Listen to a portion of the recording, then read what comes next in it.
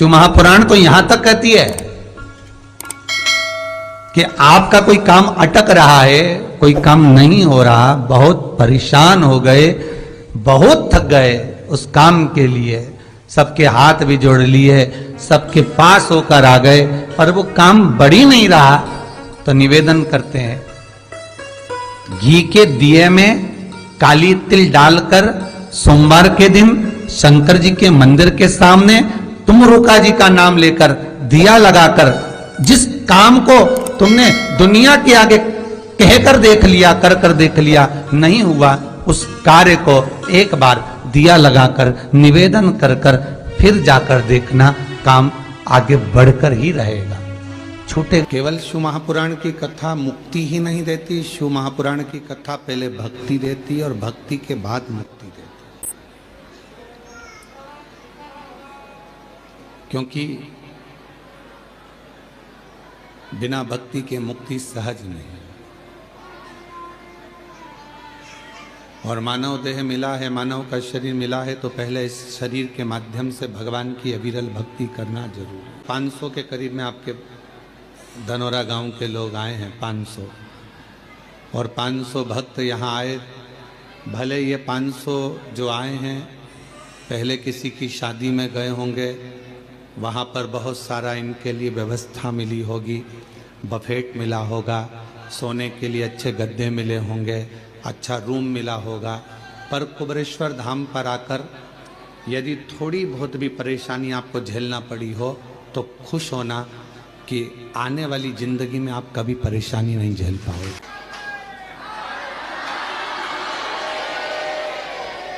सारे तीर्थों में जाकर अगर कोई कथा करवाए, सारे तीर्थों में जाकर अगर कोई भागवत कराते हैं, कोई शिव पुराण कराते हैं, कोई यज्ञ कराते हैं, कोई कथा कराते हैं, पर यदि मौका मिल जाए और एक बार अगर ये 12 ज्योतिर्लिंग के बीच में कुबेरेश्वर धाम पर आकर अगर कोई शिव महापुराण की कथा करवाएगा तो ये निश्चित है कि 12 ज्योतिर्लिंग में कथा कराने का पुण्य फल उसको प्राप्त हो जाएगा। भले आपके साथ 50 लोग आए, 100 लोग आए, 200 आए, 500 आए, पर शिव महापुराण की कथा जब आप यहाँ कराते हैं, यजमान बनते हैं, तो 12 ज्योतिर्लिंग का पुण्य आपके साथ लगेगा। और हम तो कहेंगे आपके मेहमानों को भी धन्यवाद है कि इन 500 मेहमान जो यहाँ आए हैं उनके मन में यह भाव तो आया कि हमें कुबेरेश्वर धाम जाकर कथा श्रवण करना है। कुबेरेश्वर बाबा का धाम कैलाश धाम जैसा है, यहाँ जहाँ देखोगे वहाँ बैठकर लोग कंकर शंकर की पूजन कर रहे हैं, आराधना कर रहे हैं, साधना कर रहे हैं। तीर्थों में घूमोगे तो आपको मालूम पड़ेगा कि केवल तुमने दर्शन किया, स्नान किया, पर कहीं ऐसा नज़ारा नहीं देखोगे कि पूरी रोडों पर, पूरी जगह पर बैठ कर लोग कंकर की पूजन कर रहे हैं शंकर के रूप में। वो नज़ारा केवल एक कुबेरेश्वर धाम पर मिलता है। ये किसी तीर्थ में नहीं मिलेगा, ये किसी घाट पर नहीं मिलेगा, ये किसी तट पर नहीं मिलेगा, ये किसी कुंड के किनारे नहीं मिलेगा, जो कुबेरेश्वर धाम पर मिलेगा।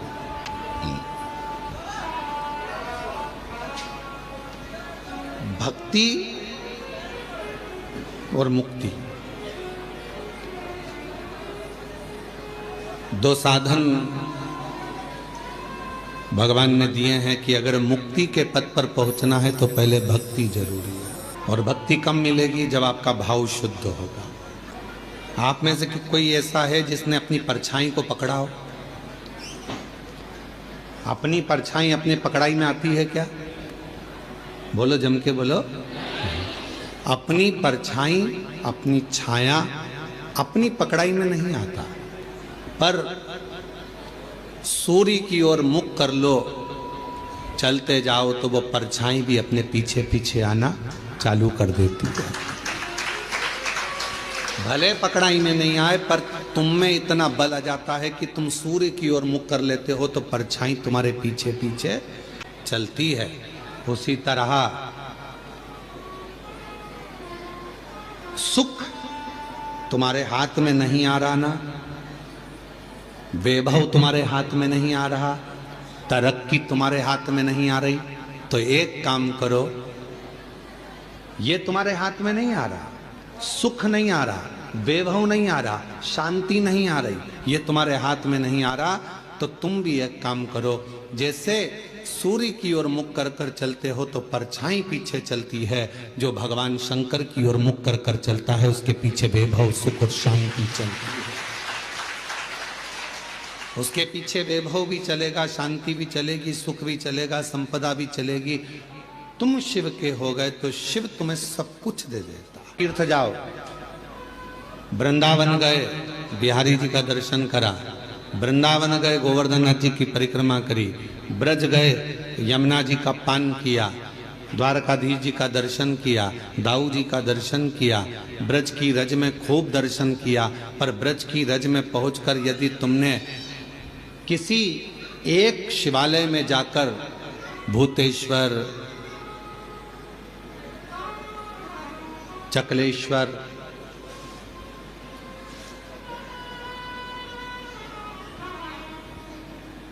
भगवान शिव के अनेक अनेक जो मंदिर हैं पूरे ब्रज में, किसी एक शिवालय में जाकर ब्रज गए, पर ब्रज में आपने सब दर्शन करे, पर शंकर के मंदिर में जाकर अगर एक लोटा जल नहीं चढ़ाया तो ब्रज की यात्रा भी पूर्ण नहीं मानी जाती।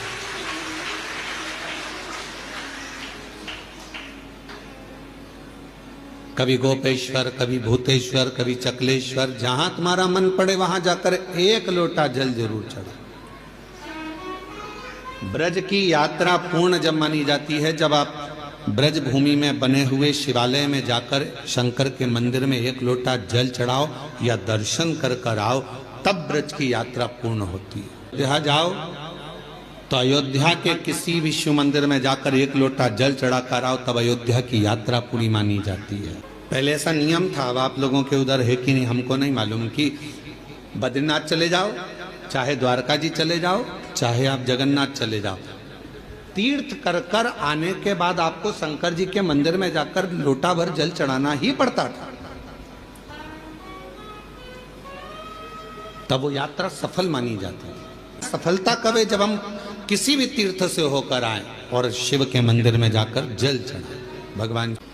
भगवान ब्रह्मा जी के ब्रह्मलोक में भी दरवाजे लगे हैं, द्वार लगे हैं, इंद्र लोक में भी द्वार लगे हैं, दरवाजे लगे हैं, गरुण वरुण नागलोक पितृलोक सब में दरवाजे लगे हैं। केवल एक भगवान शंकर का धाम कैलाश, केवल एक कैलाश जहां मेरे शिव बसते हैं वहां दरवाजा नहीं होता। क्यों? क्योंकि भगवान शंकर को मालूम है कि उसका भक्त उसको कभी भी पुकार सकता है, तो उसको दौड़ ना कर। आपसे पूछते हैं, एक उत्तर दीजिएगा। बेटा बहू अपने कमरे में है तो उनका कमरा वो दरवाजा लगाते हैं, बेटी अपने कमरे में है तो वो दरवाजा लगाती है, पर घर के बुजुर्ग माता पिता बूढ़े वो अपना दरवाजा कभी बंद कर कर नहीं सोते। सोते हैं क्या? बुजुर्ग माता पिता अपना दरवाजा लगा कर नहीं सोते, क्योंकि उनको मालूम है कब बेटा आवाज लगा दे, कब पोता आवाज लगा दे, कब नाती आवाज लगा दे, कब कोई बेटा बेटी आवाज लगा दे, कब दामाद आवाज लगा दे, तो हमको जाना पड़ेगा। उसी तरह मेरा शिव, मेरा शंकर, मेरा वो घरदानी, उसके दरवाजा नहीं है। उसको मालूम है कि जिंदगी में दुख कभी भी आ सकता है, और कोई दुख की घड़ी में एक लोटा जल लेकर शिव के मंदिर में जाएगा तो मुझे दौड़ कर आना। कई लोग कहते हैं शिव जी को इतने बजे तक जल चढ़ाना, इसके बाद मत चढ़ाना, इसके बाद चढ़ाना, इसके बाद मत चढ़ाना। परशु महापुराण तो ये कहती है कि वो बाप है, तुम बेटे हो। बेटा बेटी को कभी भी माँ बाप की जरूरत पड़ जाए, उससे मिलने का सबसे सुंदर तरीका है एक लोटा जल। जब दुख आए तो दौड़कर मंदिर चले जाओ, चढ़ाओ। अंदाजा लगाइए, अगर आप विचार करिए, मान लो अगर आप ये अंदाजा लगा कर बैठिए कि मंदिर में मान लो अगर कोई मना कर दे कि नहीं अभी दोपहर हो रही है हम जल नहीं चढ़ाने देंगे, अब शाम हो रही है हम जल चढ़ाने नहीं देंगे, अब रात्रि हो रही है हम जल नहीं चढ़ाने देंगे, और तुम्हारी बहुत बड़ी विपदा आकर खड़ी हो गई है, बहुत बड़ा टेंशन आकर खड़ा हो गया है, तो अपने घर में जो शंकर का शिवलिंग है उसको थाली में रखो, श्री शिवाय नमस्तुभ्यम कहकर अपना दुखड़ा उससे कहकर जल चढ़ा दो, वो स्वीकार कर लेगा। केवल सारे मंदिर घूम कर आ जाओ, चाहे काशी जाओ, उज्जैनी जाओ, ओमकार जाओ, चाहे तुम्हारी मर्जी पड़े केदार जाओ, सबके पट बंद हो जाते हैं। पर कंकर शंकर की भूमि पर हमारे बाबा ऐसे बैठे हैं कि लोग पूरी रात जल चढ़ाते हैं और बाबा से अपना विनय करते हैं पूरी रात। और आप लोगों में से कई लोगों ने तो रात को 1 बजे भी उठे होंगे तो देख रहे होंगे कि लोटा लेके खड़ी है। कोई रात को 2 बजे भी उठा होगा तो उसको लगा होगा कि अभी भी दिया लगा कर बैठी है। रात को 12 बजे से लेकर 4 बजे तक के बीच में अगर आप देखोगे तो कई महिलाएं, कई पुरुष, कई बच्चे, कई बेटियां, कई बेटे अपनी साधना में, शंकर की साधना करने 1 लोटा जल चढ़ाकर रात्रि में भी साधना में डूबे रहते हैं। ये वो भूमि है, यहां से व्यक्ति तेज लेकर जाता है। ये वो भूमि है जहां से व्यक्ति खाली झोली लेकर नहीं जाता, झोली भर कर जाता है। पर दोपहर में हम जल नहीं चढ़ाने देंगे, हम शाम को जल नहीं चढ़ाने देंगे, हम रात को जल नहीं चढ़ाने देंगे, हम दिन में जल नहीं चढ़ाने देंगे। मत चढ़ाओ, जहां का जैसा नियम है उसके अनुसार चलो।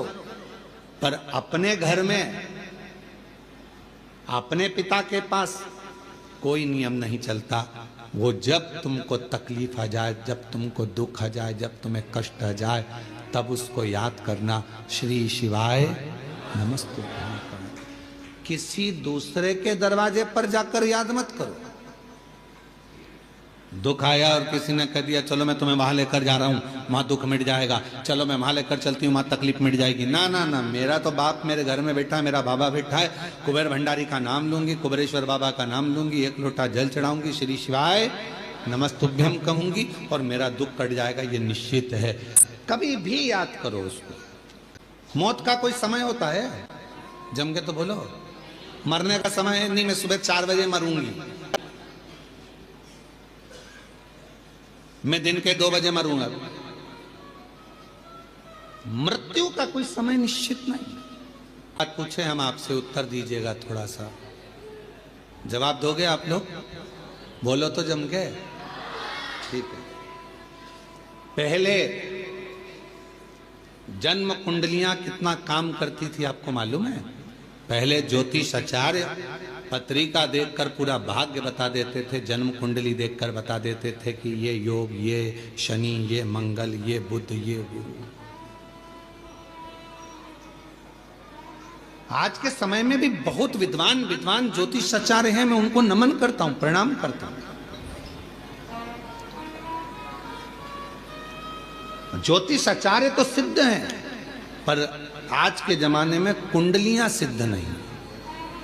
कारण पहले बच्चा जन्म लेता था, नॉर्मल डिलीवरी होती थी, नॉर्मल बच्चा जन्म लेता था तो कुंडली उस हिसाब से बनती थी।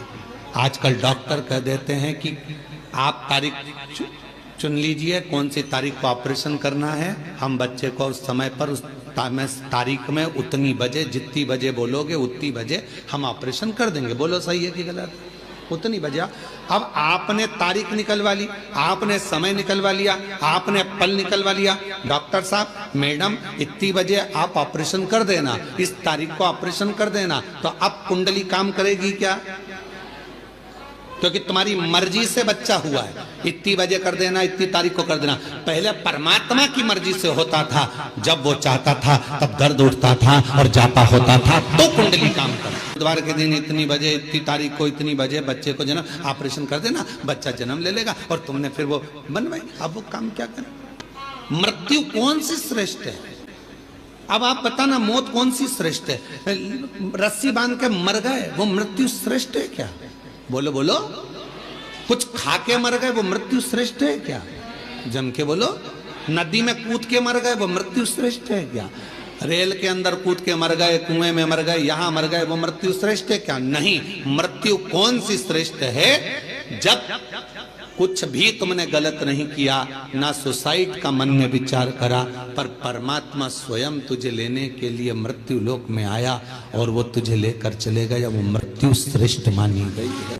तुम अपनी मर्जी से मर रहे हो, ट्रेन में बिना टिकट के चढ़ रहे हो और अंदर जाकर टीटी से लड़ रहे हो कि नहीं हम तो यहीं बैठेंगे। टीसी क्या करेगा? धक्के मार देगा, चलो बाथरूम के उधर जाओ, शौचालय के उधर जाओ, और शौचालय में फिर वहां जाके बैठ गए, बदबू अलग आ रही, तकलीफ अलग, इधर से मूंगफली वाला, इधर से सामान वाला, धक्का मुक्की, कोई पानी ढोल गया और तुम्हारा पूरी दरी गीली कर गया और तुम बार बार मुंह पे कपड़ा बांध कर बैठी हो। कितना कितना भोगना पड़ रहा है। क्यों? क्योंकि बिना टिकट के गई हो। जब तक वो तुम्हारा टिकट ना काटे तब तक मरने का प्लान मत बनाओ। बिना टिकट के जाओगे तो भोगना बहुत पड़ेगा, इतना भोगना पड़ेगा कि तुम भोगते हो। बिना टिकट के नहीं।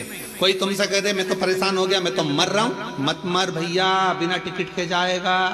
एक बार ट्रेन में सफर करके देख ले, बाथरूम के पास बैठ के जाना पड़ता है बिना टिकट के, कितना धक्का खाना पड़ता है, कितनी गाली खाना पड़ती है। कोई पानी ढोल जाता, कोई कुछ कर जाता, कहीं का बीड़ी वाला बीड़ी का धुनक रहा है, कोई सिगरेट वाला, कहीं तंबाकू वाला, कहीं ये वाला, कहीं वो वाला। उसी तरह अगर बिना टिकट के चले गए, परमात्मा लेने नहीं आया और तुमने सोच लिया मैं तो मर जाऊं और तुमने सुसाइड कर ली, याद रख लेना, ट्रेन का सफर कर कर देख लेना, बिना टिकट के कितने धक्के खाना पड़ते हैं। उसी तरह बिना बुलाए अगर तुम चले गए, सारे नरकों में धक्के खाओगे, इधर से कूचा, उधर से कूचा, ऊपर जाके कहोगे अब दोबारा से सुसाइड नहीं करूंगा, अगला जन्म दो, फिर कभी नहीं मरूंगा। से पूछते हो बताओ शादी का मुहूर्त, बताओ जन्म का मुहूर्त, बताओ घर प्रवेश का मुहूर्त, बताओ सोना खरीदने का मुहूर्त, बताओ लक्ष्मी पूजन का मुहूर्त, बताओ दिवाली पूजन का मुहूर्त, पर कोई एक पैदा हुआ हो ऐसा संसार में जिसने महाराज जी से जाकर पूछा हो कि बताओ हमारे मरने का मुहूर्त, कौन सी घड़ी में मरूं मैं। वो तो तुम्हारा पुण्य और पाप देखा जाएगा, उसके अनुसार तुम्हारा प्राण छूट जाएगा। 21,600 श्वास जो तुम्हारे शरीर से रोज निकल रही है, कौन सी श्वास आखिरी होगी किसी को नहीं मालूम। इसलिए जैसे मरने का समय नहीं मालूम, मरने का मुहूर्त नहीं मालूम, मरने का दिन नहीं मालूम, मरने की तिथि नहीं मालूम, कब जाना पड़ जाए, उसी तरह शंकर भगवान के पूजन की कोई तिथि, कोई बार, कोई समय मत देखो, कोई समय मत देखो। शिव को जब भजोगे तब शिव तुम्हारे पास में होगा, शंकर तुम्हारे न। कोई समय शिव को पुकारने का नहीं है कि इस समय पर भगवान को पुकारोगे तो जल्दी आएगा।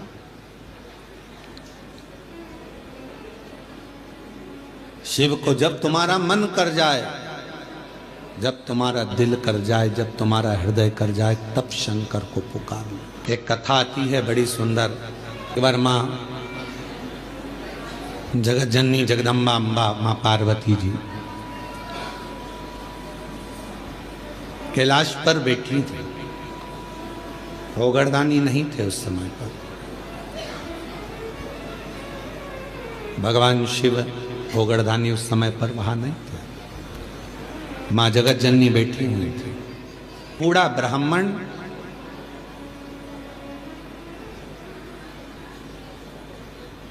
साधारण सी जिंदगी जीने वाला, बिल्कुल सहजता का जीवन जीने वाला,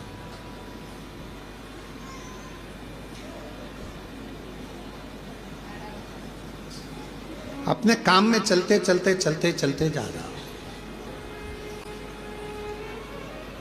रोज उसका नियम था भगवान की भक्ति करना, स्मरण करना, जप करना, पाठ करना। शाम का समय था, देख नहीं पाया, ध्यान गया नहीं और मालूम पड़े कि उसके चरण एक खड्डे में गिर गए और खड्डे में पड़ने से उसका पांव टूट गया, शरीर में चोट लग गई।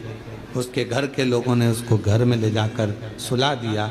बहुत दिन तक वो घर में ही पड़ा रहा, घर में। जगत जननी जगदम्बा अम्बा माँ पार्वती जी ने देखा कब से पड़ा हुआ है ये, कितने दिन से पड़ा हुआ है। शिव जी को इसका ध्यान नहीं है क्या?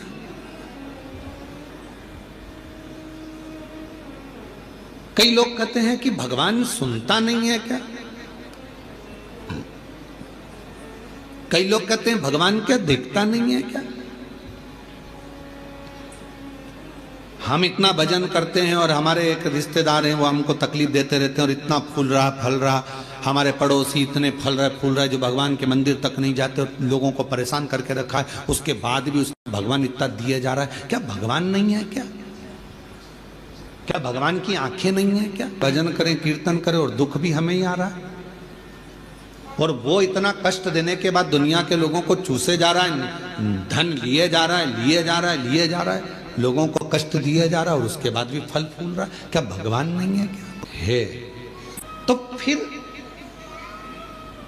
जो इतना दुनिया को कष्ट दे रहा है वो इतना फल फूल क्यों रहा है? उसका कारण आज का नहीं है, पूर्व का है। कोई पिछले जन्म का उसने अच्छा कर्म करा होगा तो आज उसको भगवान ने इतना गाड़ी बंगला सत्ता वैभव जायदाद सब दी, आज भोग रहा है। और आज आने के बाद अगर वो बेकार कर्म कर रहा है तो एक जन्म नहीं, ना जाने कितने जन्म भोगेगा।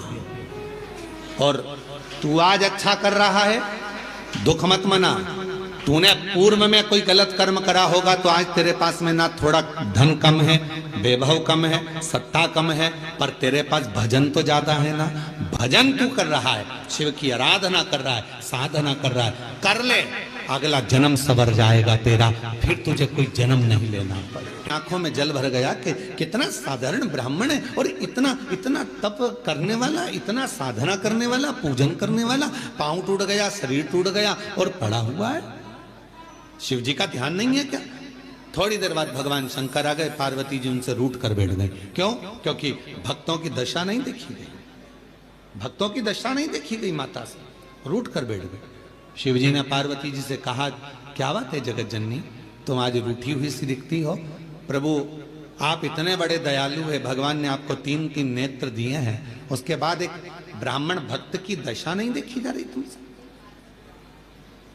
जो रोज मंदिर जाता था, रोज भजन करता था, उसके पांव में चोट लग गई, कमर टूट गई, पांव टूट गया, वो पड़ा हुआ है पलंग पर, उसकी दशा नहीं देखी जा रही तुमसे? उसके पांव सही नहीं कर सकते, उसकी कमर सही नहीं कर सकते? शिव जी ने कहा, पार्वती कमर और पांव तो मैं एक बेलपत्र दूं उसको और खाएगा और वो ठीक हो जाएगा, पर मैं चाहता हूं कि थोड़ा समय वो पलंग पर पड़ा रहे, थोड़ा समय वो पलंग पर रहे, पलंग पर पड़ा रहे। हाँ, वो तुम्हारे को भज रहा है, तुम्हें जप रहा है, तुम्हारी आराधना कर रहा है और तुम कह रहे हो उसको पलंग पे पड़े रहने दो। हाँ पार्वती जी, उसको पड़े रहने दो। पार्वती जी कहने लगी, अगर तुम उसको अच्छा नहीं करोगे तो मैं चली जाऊंगी और मैं ठीक कर कर आऊंगी। शिव जी ने कहा, पार्वती मेरा कहना मान लो, उसको पलंग पर पड़े रहने दो। नहीं, अब पार्वती जी नहीं मानी और पार्वती जी ने जाकर एक बूढ़ी का रूप रखकर उसको, पार्वती जी ने थोड़ा सा जल पिलाकर उसको पूरा स्वस्थ कर दिया। जैसे ही वो स्वस्थ हुआ, 4 दिन निकले, वो 4 दिन बाद निकल कर जा रहा था, वन से एक सिंह आ गया और शेर आकर उसको खा गया और उसका जीवन समाप्त हो गया। पार्वती जी ने कहा, जिसको मैंने ठीक करा था वो तो मर गया, मर गया, सिंह ने खा लिया, प्राण छूट गए उसके। के पास गई पार्वती जी, वो मर गया। प्रभु जिसको मैंने ठीक करा था उसके प्राण छूट गए। शंकर भगवान कहने लगे, पार्वती तुम जान नहीं पाई मुझे, हे जगत जननी, मैं काल अधिपति महाकाल हूं, मैंने उसकी मौत को देख लिया था, इसलिए तुझसे कहा था कि इसको पलंग पर पड़े रहने दे। ये पड़ा रहता, इसकी मौत टल जाती और ये ठीक होकर फिर अपने काम में लग जाता। पर तूने, चंद लोग हैं इससे जो भगवान को दोष देते हैं। कई लोग कथा श्रवण करने वाले भी ऐसे हैं जो परमात्मा को दोष देते हैं। हम इतना पूजन पाठ करते हैं तो दुखी हैं, हम जल चढ़ा रहे हैं तो दुखी हैं, हम मंदिर जा रहे हैं तो दुखी हैं, वो व्यक्ति इतना फल फूल रहा है, वो ऐसा कर रहा है, हम दुखी हैं। हम ना, परमात्मा को धन्यवाद देना कि मैं तेरी निगाह में हूं।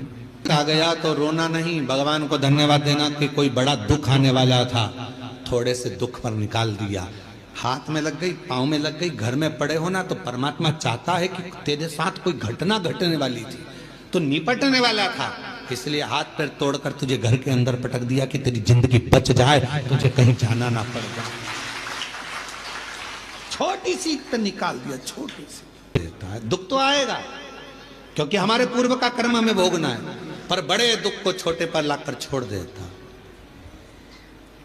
पहचान है तो। तुम्हारे गांव में हॉस्पिटल है? अरे बोलो तो, ठीक है। हॉस्पिटल में डॉक्टर साहब हैं, नर्स मैडम, ठीक है। डॉक्टर से पहचान है, नर्स से पहचान है? नहीं है तो कर लो। डॉक्टर से पहचान होगी तो ज्यादा दवाई नहीं लिखेगा। नर्स से पहचान होगी, इंजेक्शन भी लगाएगी तो धीरे से लगाएगी, पहचान वाली है, नहीं तो टोच देगी। बोलो सही है कि गलत है? हॉस्पिटल में जाते हैं, बच्चा को रोना आता है, मैं इंजेक्शन नहीं लगवाऊंगा, मैं इंजेक्शन नहीं लगवाऊंगा, मैं सुई नहीं लगवाऊंगा। पापा कहते हैं अपनी पहचान वाली है, आंटी है पहचान वाली है तो चिंता मत कर, बिल्कुल दर्द नहीं होगा। और उसने तुरंत थोड़ा सा मला लगाया रुई का पुआ और धीरे से बात करते करते इंजेक्शन लगा दिया और रुई मल कर कह दिया, बता तुझे दर्द हुआ? नहीं। क्यों? तेरे पापा से हमारी पहचान है बेटा, पहचान काम आती है इसलिए दर्द नहीं होने दिया। परमात्मा की पहचान कब काम आती है? जब दुख आता है, परमात्मा थोड़े में निकाल देता है, तब काम आता है। शिव जी पे चढ़ा एक लोटा जल कब काम आएगा? जब दुख आया और तुम्हारा दुख धीरे से निकल गया, तब भगवान कहेगा देख ले मैंने बहुत आराम से इंजेक्शन लगवा दिया, शांति से काम निकलवा दिया, दुख निकल गया। हमारा अच्छा भाव होगा, शिव जी से हमारी पहचान होगी, जो बड़ा दुख आने वाला था वो थोड़े पर निकल गया। डॉक्टर से पहचान होगी तो दवा कम लिखेगा, और अगर पहचान नहीं होगी तो पूरी थैली भरकर लिख देगा। इसलिए परमात्मा से पहचान कर लो तो दुख थोड़ा कम लिखेगा, सुख ज्यादा लिख देगा। उससे पहचान कर, शंकर से प्रीत बढ़ाई। महाराज आप कितनी पूजन करते हैं, कितना पाठ करते हैं, किसी को मत बताओ। गंदगी उजागर कर दो। शिव कथा कह रही है गंदगी उजागर कर दो, पर बंदगी उजागर मत करना, उस बंदगी में मेरा शिव बसता है। उस प्यार मुख से बोलने से नहीं होता। पत्नी सोचती है पति मुझे बहुत बार बोले मैं तुमसे प्रेम करता हूं, मैं तेरे बिना नहीं रह सकता, मैं तेरे बिना नहीं रह सकता, ये प्यार नहीं है। 24 घंटे बस बोल दे वो कि मैं तेरे बिना नहीं रह सकता, इसको प्रेम कहेंगे? प्रेम वो है, प्यार वो है। पति बीमार पड़ा और पत्नी उसकी सेवा में लगी है, और पत्नी बीमार पड़ी तो पति भी उसको पानी लाकर दे रहा है। तो सुख में प्यार झलके वो प्यार नहीं हो सकता, वो प्रेम नहीं हो सकता। इसलिए शिव महापुराण की कथा कर रही है। तुम कितना भजन करते हो, कितना अनुष्ठान करते हो, कितनी कथा सुनी, चाहे तुम 50 कथा सुनो, 100 कथा सुनो, तुम्हारा मन बढ़ जाए तब टीवी चालू करो और शिव महापुराण की कथा सुनो 1000 बार। एक बार नहीं कुबेरेश्वर धाम, जब तक जिंदगी है बाबा से कहकर जाना, तेरे दरवाजे पर बुलाते रहना, तू कृपा करते रहना। हिरण्यकशिपु ने 15 दिन तक एक लोहे के खंबे को आगी में जलवाया। 15 दिन तक आगी में लोहे के खंबे को जलवाया, लोहे के खंबे को।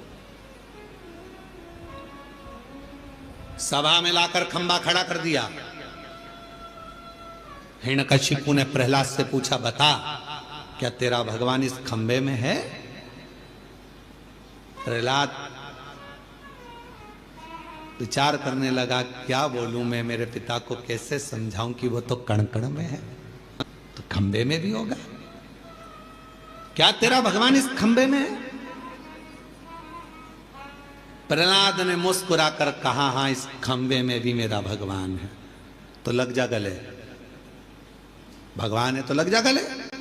प्रहलाद जाने लगे खंबे के पास, धधकता हुआ अग्नि का लाल खंबा, और प्रहलाद ने गले लग लिया उस खंबे से। खंबा टूट कर गिर गया, नरसिंह भगवान प्रकट हो गए। तुम दुख में जल रहे हो, तुम कष्ट में पड़े हुए हो, तुम तकलीफ में पड़े हुए हो, तुम्हें लग रहा है कि परमात्मा साथ क्यों नहीं दे रहा? भगवान कह रहा है तू मेरे अग्नि के खंबे के पास तक पहुंच गया है, डामाडोल मत होना, विश्वास मत छोड़ना।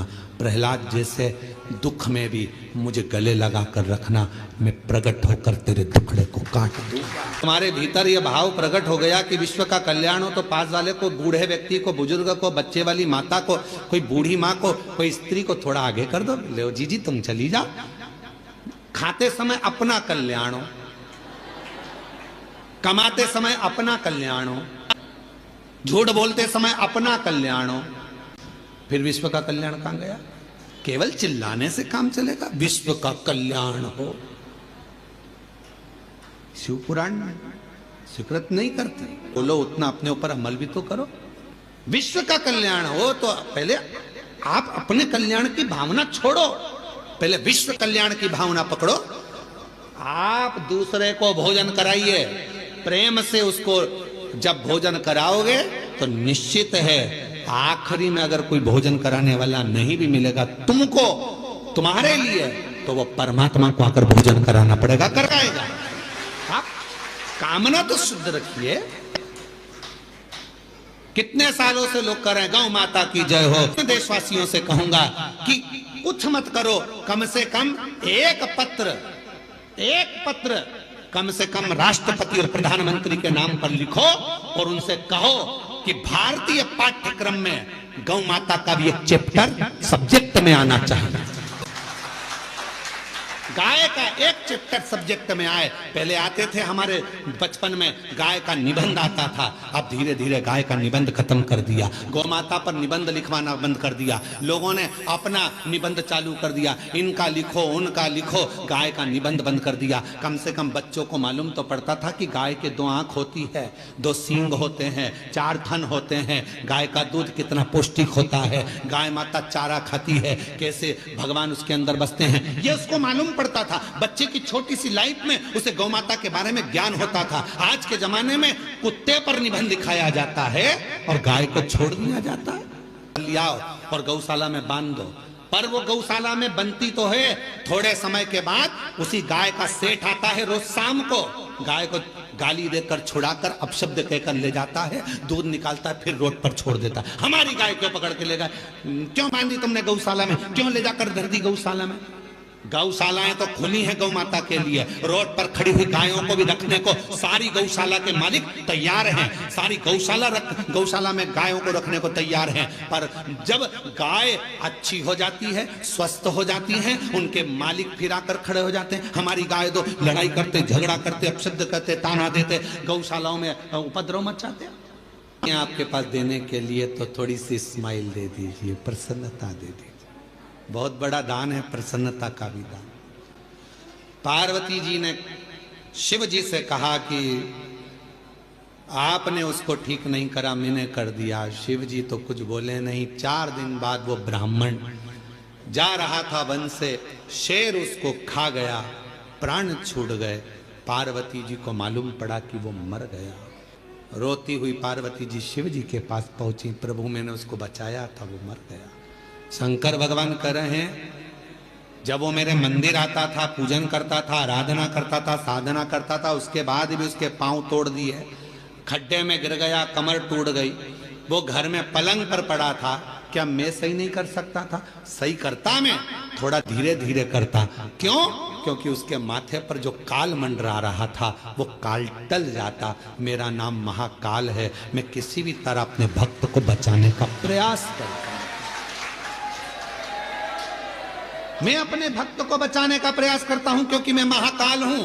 थोड़ा सा दुख दूंगा, तुम टेंशन मत लेना, मैं तुम्हारा पहचान वाला हूं। थोड़े धीरे से दुख को निकाल दूंगा, सुई धीरे से लगने दूंगा, और केवल इतनी सुई लगाने के बाद थोड़ी सी रुई भी रख दूंगा, हिलाते रहना, चिंता मत कर। दुख आया है, धीरे से भजन का रुई लगाओ, धीरे धीरे धीरे धीरे ठीक होता चले जाए। मेहमान जाते जाते बच्चों को कुछ देकर जाते हैं, उसी तरह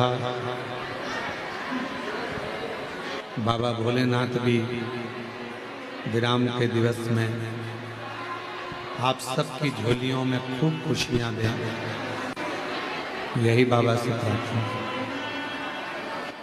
जहां जगह मिले वहां बैठकर बाबा को अपने मन का भाव कहिए। बहुत दूर दूर से आप लोग आए हैं।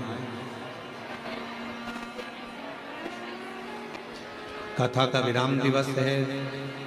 जहां भी जगह मिले बैठकर बोलिएगा, साथ में बोलिएगा, बाबा को अपने मन का भाव कहिएगा, प्रार्थना करिएगा। ये कथा तो आज विराम हो जाएगी। शिव महापुराण की कथा वर्णन कर रही है। माँ जगत जननी जगदम्बा अम्बा से भगवान शिव ने कहा कि पार्वती, यदि वो थोड़ा पलंग पर पड़ा रहता तो उसका काल टल जाता। मेरे महाकाल बाबा 3 कार्य बड़े विचित्र करते हैं। मेरा अवंतिका नरेश,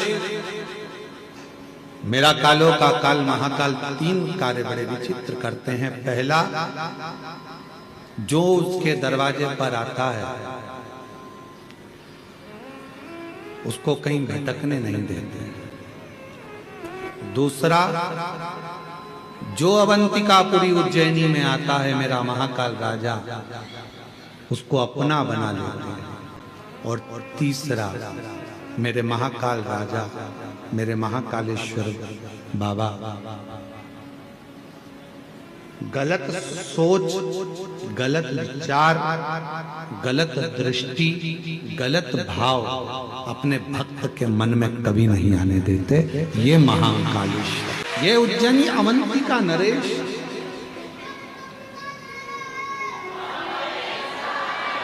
शिव की आराधना, भगवान शंकर की साधना, शिव उपासना, ये शिव की कृपा के बिना नहीं। शिव की कृपा के बिना मिल ही नहीं सकते। जरूरी नहीं है कि सारे रिश्ते खून के बने।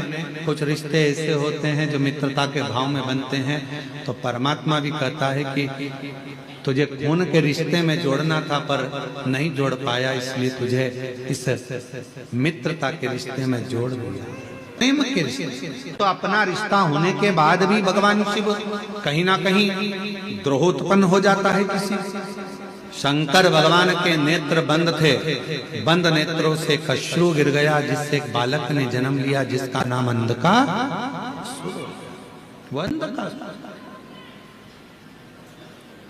अब बालक अंधकासुर का जन्म हुआ। जब बालक गोदी में आया, पार्वती जी ने उसको गोदी में लिया और गोदी में लेकर माँ पार्वती जी कहने लगी, ये आपके द्वारा निर्मित है, ये आपका पुत्र है। शिव जी कह रहे हैं मेरा पुत्र नहीं है, इसको तू समुद्र में फेंक। नेत्र बंद करने के बाद प्रकट हुआ, नेत्र को बंद करने के बाद ये जन्मा, इसको तू समुद्र में फेंक दे। पार्वती मैया उसको समुद्र में नहीं डालती, शिव जी उनको समझाते।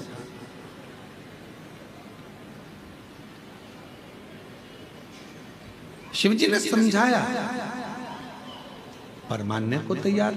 आखिरी में माँ जगत जननी भगवान शंकर का कहना मानी ली और उस बालक को, अंधकासुर को पुत्र जैसा स्नेह कर कर, ये मेरा बेटा है, ये मेरा पुत्र है, ये मेरा पुत्र है, भाव रखकर उस बेटे को, उस अंधकासुर, उस बालक को समुद्र में डाल दिया।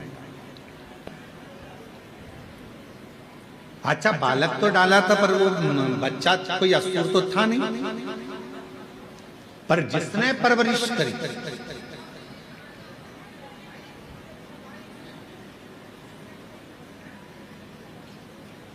हिरण्याक्ष,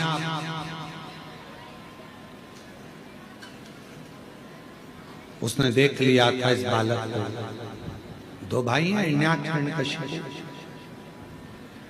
देख लिया था मेरी कोई औलाद नहीं है तो यही मेरा पुत्र होगा। और इस पुत्र की परवरिश में कर पाला, बड़ा किया, पर उसको असुर बनाते चले। असुर बनाने का काम करता।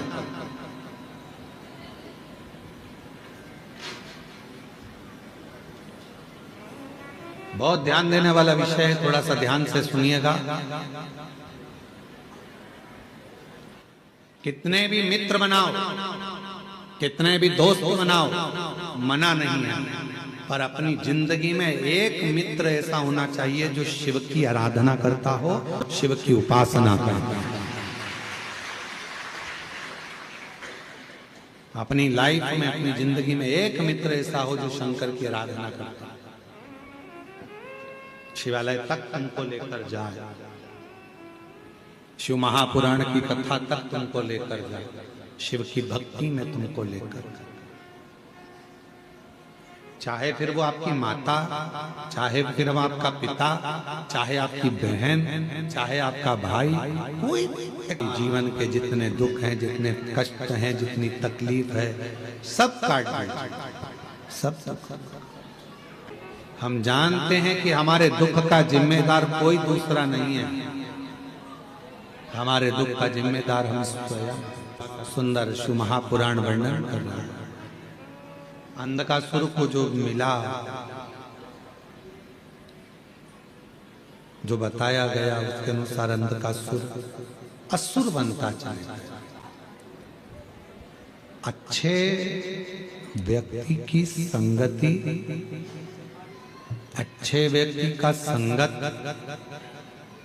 अच्छे व्यक्ति का सत्संग आपको और हमको अच्छे मार्ग की ओर लेकर जाता कर रहा है। शिव तत्व कर रहा है। संगत अच्छी हो, अंधकासुर को संगत अच्छी नहीं, असुर बन गए।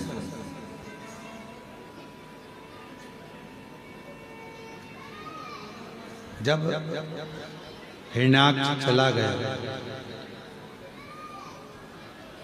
और अकेला रह गया, तब करा ब्रह्मा जी का, वर मांगा कि मैं मरूं ना। ब्रह्मदेव ने कहा संसार में जन्म लिया है तो मृत्यु तो निश्चित हो, मरना तो पड़ेगा।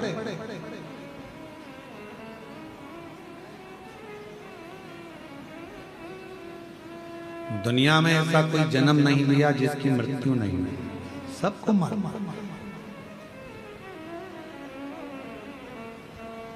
पर यह सोचकर जीना कि मरना ही है, मरना ही है, मरना ही है, मरोगे तो वैसे भी तुम नहीं भी सोचोगे तो मरोगे, तो जो होना है उस पर छोड़ दो। अपनी जिंदगी को, अपनी लाइफ को अच्छा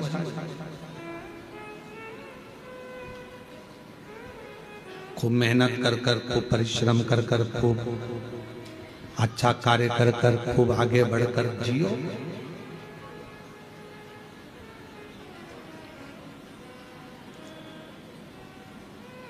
मानव की देह वापिस तो मिलना नहीं,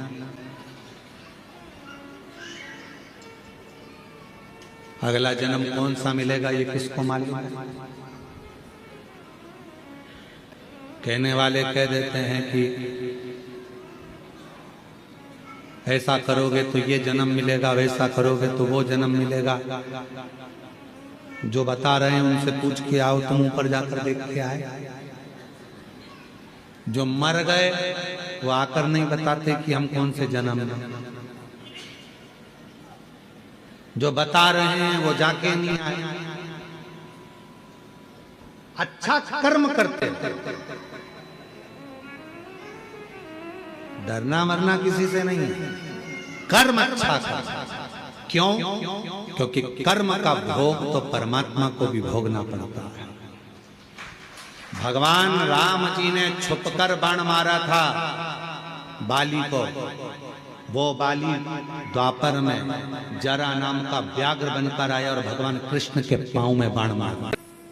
माता जानकी जी ने एक चिड़िया को कैद में रखा था, तो मां जानकी जी को भी कैद में रहना पड़ा।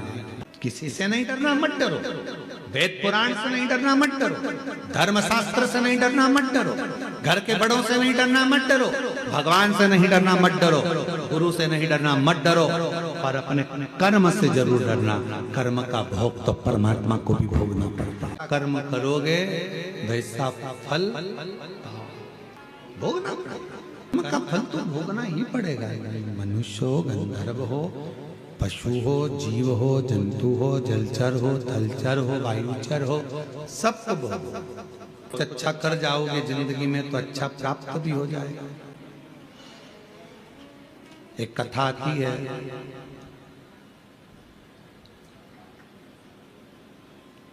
विदर्भ राजकुमार जी की एक बेटी थी जिसका नाम था ललिता।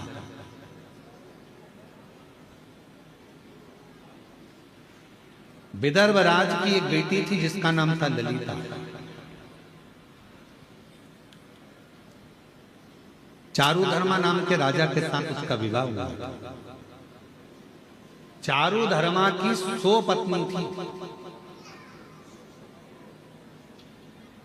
100 पत्नी।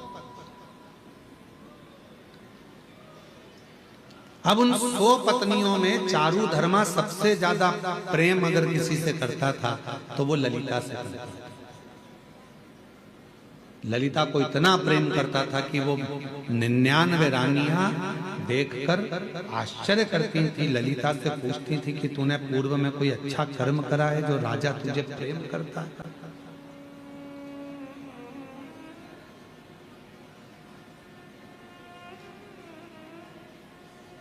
अग्नि पुराण का ये चरित्र है और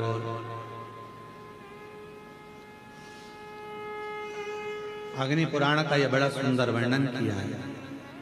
ललिता, तूने पूर्व समय में कोई अच्छा काम किया है जिसके कारण राजा तुझे बहुत प्रेम करता है? ललिता जी ने पूछा, क्या बात क्या है? 99 रानियां कहने लगी, हमको तुमसे ईर्ष्या होने लगी है क्योंकि राजा तुमसे बहुत प्रेम करता है।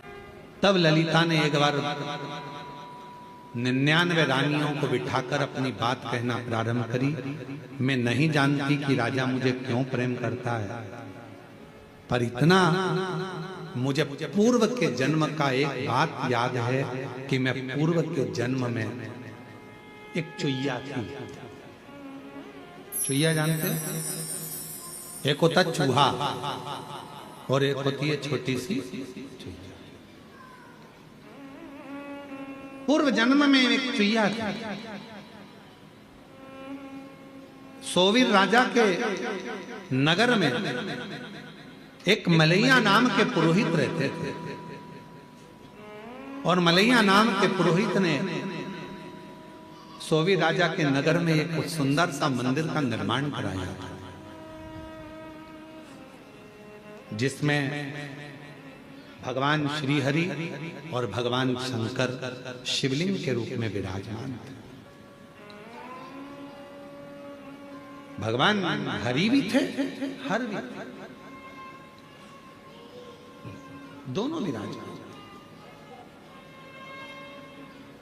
ना जाने में ना कौन सा पाप था जिसके कारण मुझे चुईया का जन्म मिला। मैं चुईया का जन्म पाई, ना जाने कौन सा पूर्व का मेरा पाप होगा जिसके कारण मुझे चुईया का जन्म मिला। और चुईया के जन्म पाकर मैं इधर उधर भटकती रहती थी। कार्तिक का महीना था, बैकुंठ चतुर्दशी का दिन था। हरि और हर का मंदिर था। शिव और नारायण दोनों उस मंदिर में विराजमान थे। जिस मंदिर को मलैया पुरोहित ने बनाया था राजा सोवीर के नगर में, मैं चुईया एक बिलाव से, एक बिल्ली से डरकर मंदिर के अंदर प्रवेश कर गई। भटक रही थी मंदिर में, बिल्ली मुझे ढूंढ रही थी, बिलाव खाने के लिए मुझे ढूंढ रहा था। मैं चुईया घबरा, उस बिलाव से डर के मारे यहां वहां भटक रही थी, दौड़ रही थी। और दौड़ते दौड़ते मैं चुईया मंदिर में ही, बैकुंठ चतुर्दशी का दिन था, मुझे क्या मालूम था ये हरिहर मिलन का दिन था। और उस हरिहर मिलन के दिन हरिहर भगवान के मंदिर में जो दीप जल रहा था, मैं चुईया उस दीप के पास चली गई। मुझे लगा कि मुझे प्यास लग रही है, पानी मिलेगा, पर बिल्ली के डर के कारण मैं जब पानी पीने गई तो दिए में तेल था, घृत बना हुआ था।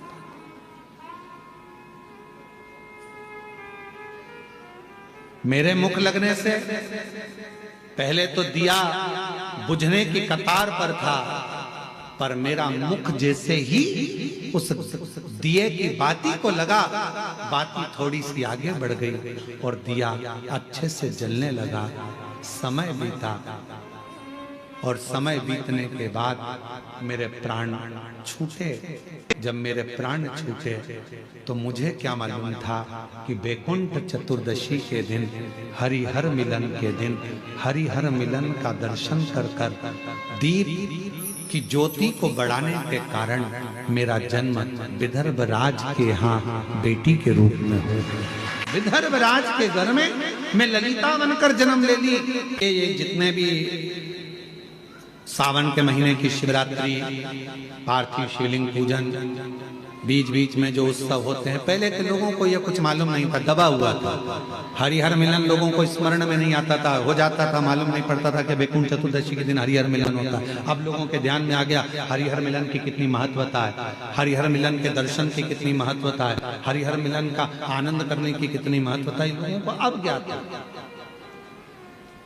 दीपदान की कितनी महत्वता है बैकुंठ चतुर्दशी के दिन, शिव मंदिर में जाकर क्यों दिया जलाया जाता है बैकुंठ चतुर्दशी के दिन, उसकी कितनी बात। मैं विदर्भ राजा के घर में ललिता नाम से जन्म ले ली और कहीं मेरा पूर्व का जो पुण्य था, उस पुण्य के कारण मेरा विवाह चारू धर्मा राजा के साथ हो गया।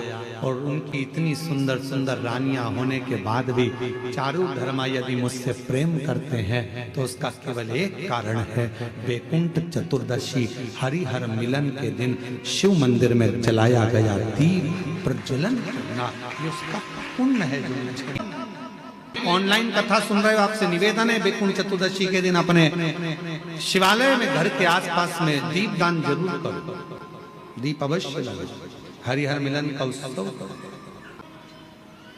बन सके तो रात्रि के समय पर जिनकी नेत्रों की ज्योति चली जाती है, आंखों से दिखता नहीं है, उसका उपाय भी बैकुंठ चतुर्दशी के दिन अवश्य करें। हरिहर मिलन का जो बच्चा पढ़ने में कमजोर होता है उसके लिए भी उपाय YouTube पर डला हुआ है, हमारे गूगल पर डला हुआ है। और हम समिति से भी कहेंगे, कुबेरेश्वर धाम विठले सेवा समिति से, कि सोशल मीडिया पर जो भी बैकुंठ चतुर्दशी के उपाय हैं वो हमारे लिंक पर अवश्य डालें और हमारे YouTube गूगल पे अवश्य डालें, जिससे जनमानस को वो प्राप्त हो और लोग उस उपाय को कर सकें। लेकिन बैकुंठ चतुर्दशी का ऐसा होता है जिस दिन शालिग्राम भगवान को रात्रि के समय पर, हरिहर मिलन के समय पर भगवान शिव जी को तुलसा चढ़ती है और भगवान शालिग्राम भगवान को बेलपत्र चढ़ती है, और वो तुलसा और बेलपत्र को शहद की शीशी में भर कर रखा जाता है। फिर उस शहद को जो बच्चा विद्वान नहीं है, पढ़ने में कमजोर है, उसको दिया जाता है। कई लोग उसको नेत्रों में लगाकर नेत्र ज्योति को बढ़ाते हैं। बड़ी महत्व।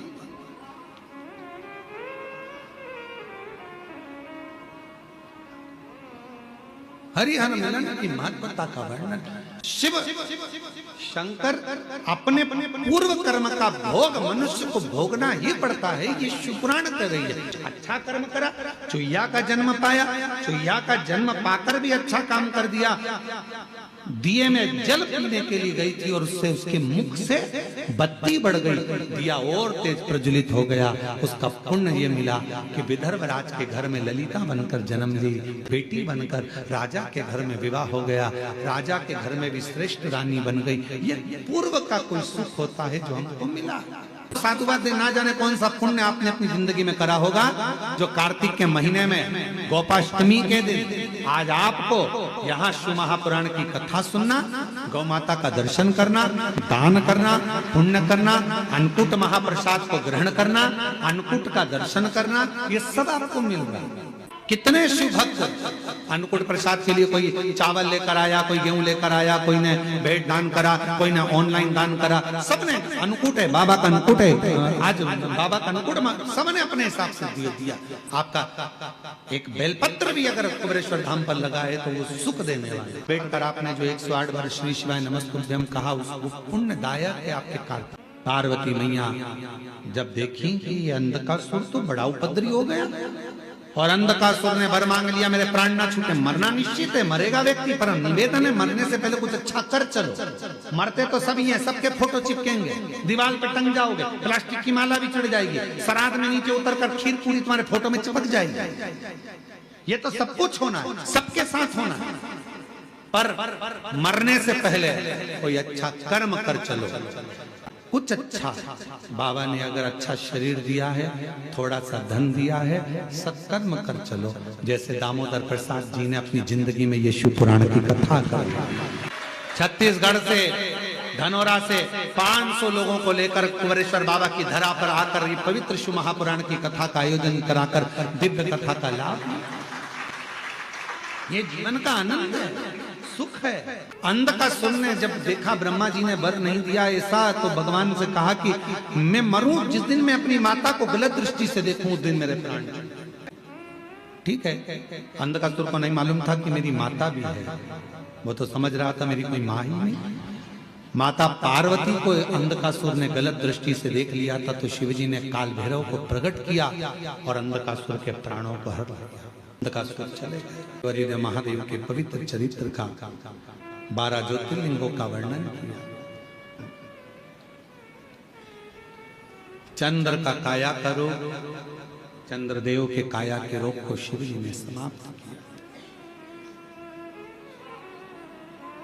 केवल एक देवादिदेव महादेव ऐसे हैं जो किसी को दुखी नहीं देख सकते, क्योंकि मृत्यु लोक के देव हैं शिव।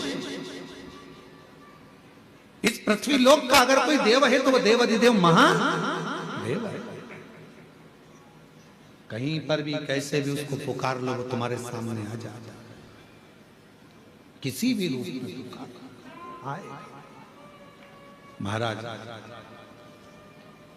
आगे वर्णन आया, श्री सैलम पर षडानंद कार्तिकेय को रिझाने के लिए शिव पार्वती जी गए और मल्लिकार्जुन के रूप में विराजमान।